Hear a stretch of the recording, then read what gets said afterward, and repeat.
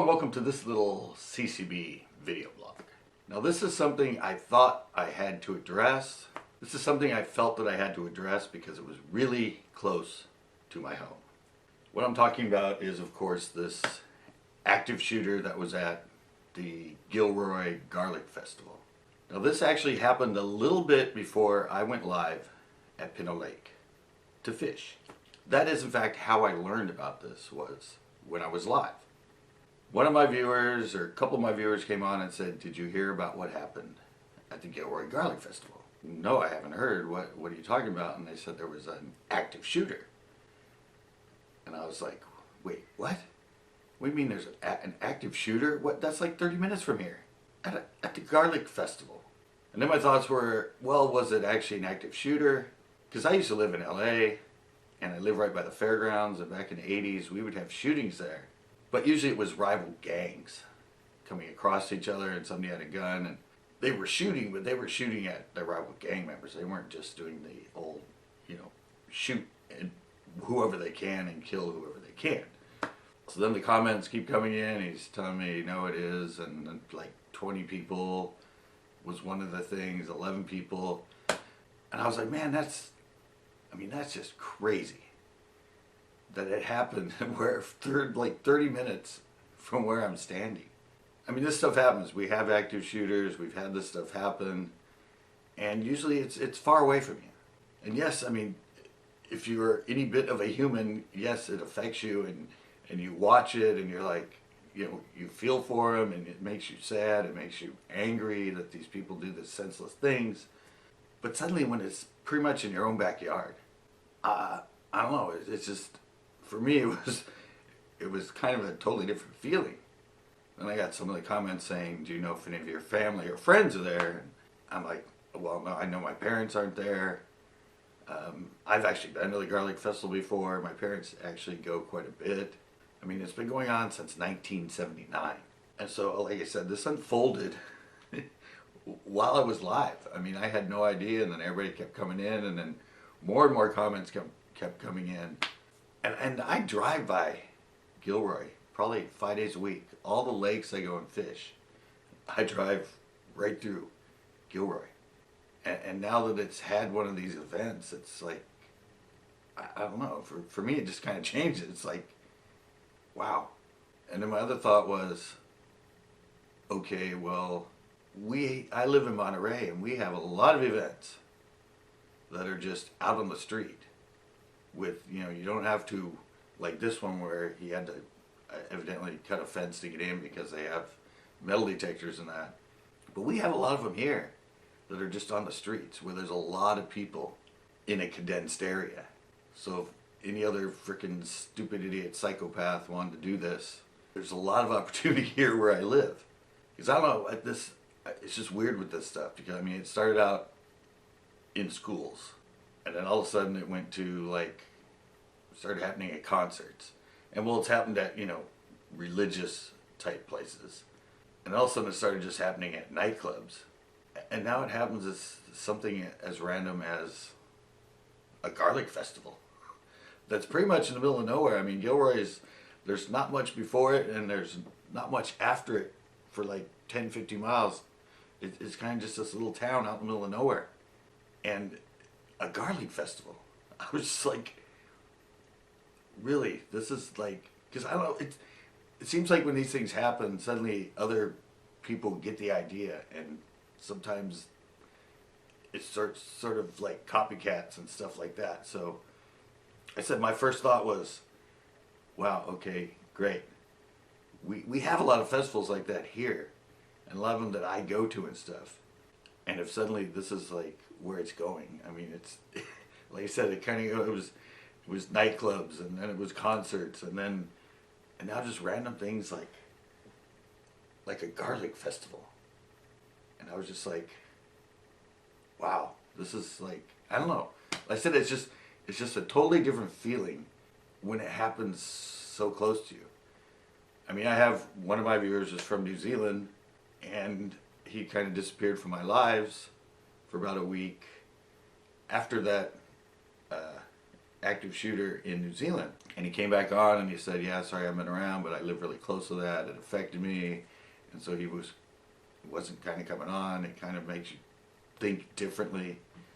And then on top of that, I'm like, well, not only my family and my relatives, but I'm a local fisherman that creates my videos here. So a lot of my CCB crew and my local fishermen, some of them might have been there. Some of their family might have been there. Some of them might have been one of the ones injured or, heaven forbid, killed. And I started thinking a lot about that on my way home after, you know, the fishing thing and after I got done going live.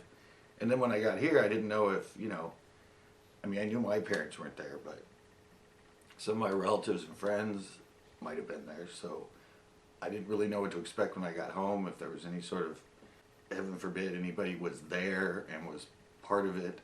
I mean, not, even if you don't get injured in a situation and you're there, the trauma that it does to you and the stress and the effects and everything else can go on for a while. I mean, you could have nightmares about it. It's just, it's not, that's why they do this stuff in a situation like that, to create sort of a hysteria. And even if, you know, they don't get a bunch of people down and all that, they still know that the psychological effects on the people that were there are going to be long lasting. Another thing I'd like to say is, thank God that they had the police presence they had. Evidently they interacted with this guy within 1 minute. I mean, he was able to take down 3 people and injure, I think, 15 or something in a minute. I mean, imagine if the response time would have been 5 minutes. This could have been a much, much more tragic event. I mean, when I heard that, that's pretty amazing. I think that's probably about the quickest I've heard of taking care of a situation, basically, is within 1 minute. I mean, so kudos on the police, kudos on their presence there and their awareness and being prepared for it, because that's pretty amazing. And like I said, if they wouldn't have got him down in a minute, it could have been a lot worse, especially because of, evidently, the artillery he had and I guess the amount of ammo that he had with him. But yeah, guys, I don't know. I just had to come on and say something about it, just because it's the fact that it's so close and I drive by there, and the fact that it happened when I was live.